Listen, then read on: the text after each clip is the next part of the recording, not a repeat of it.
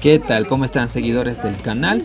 El canal que casi todo lo ves. Ahorita te presento algunas cosas que se celebran o se hacen. Básicamente esto es con el 2 de noviembre, el Día de los Difuntos aquí en Ecuador. Y en el mundo de los quichuas, ¿sí? Se hacen figuras de pan o guaguas de pan. Literalmente sería tandahuagua, bueno, traducido al quichua es tandahuagua o literalmente traducido al español sería pan de niña o niña de pan o pan con figura de niña, ¿sí?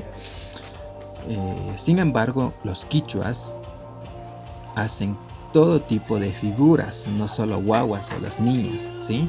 Todo tipo de figuras porque en este mes o el 2 de noviembre se unen los dos mundos, tanto de las personas o de nuestros seres queridos que se adelantaron y nosotros que quedamos.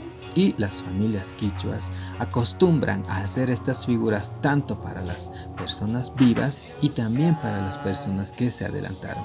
Es por eso que siempre las familias hacen en conjunto las masas, las figuras y después a regalar a toda la familia. En conjunto también con estas figuras se hacen champús, es una especie de colada muy rica y muy del tiempo que es noviembre, ¿sí?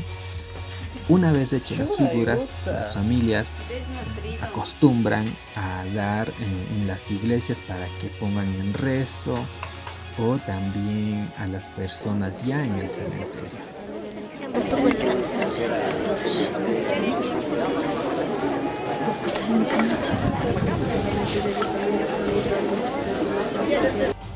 Eso es las costumbres y tradiciones que tú podrías vivir si vienes acá a Turismo Taita Imbabura. Disfrútala en Pucará.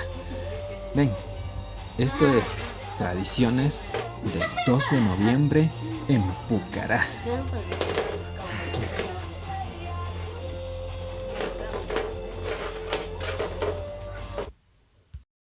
Turismo Taita Imbabura. La aventura te espera.